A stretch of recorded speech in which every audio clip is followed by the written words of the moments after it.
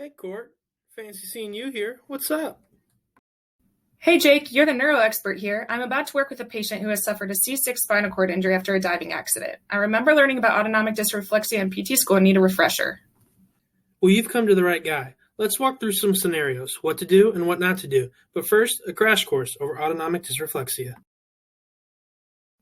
AD can occur in any patient who suffered a spinal cord injury above the level of T5, T6, as this level houses the splanchnic sympathetic outflow system. The what? This system is vital to maintaining cardiovascular homeostasis, so any injury above the system can interrupt the system's functions, leading to AD. Let's walk through these scenarios. Nice job rolling. Let's sit on the edge of the bed.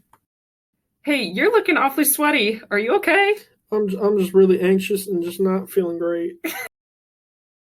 At this point, there are a couple of red flags. One, they're sweating heavily with only bed mobility, and two, they're anxious.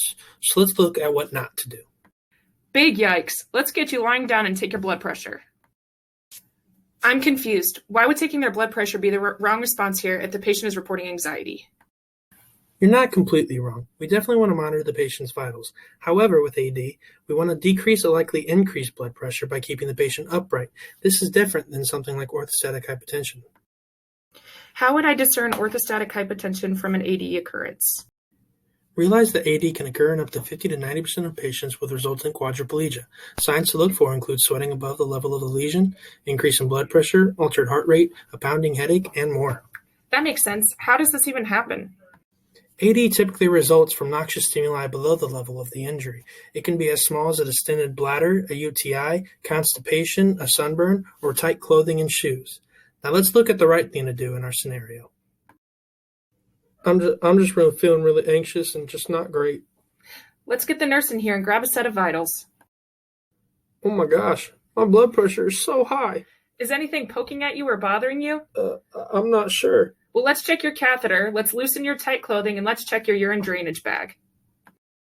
So it's very important if you encounter AD to receive help from the nurses. They can issue fast-acting blood pressure or anti-anxiety medicines.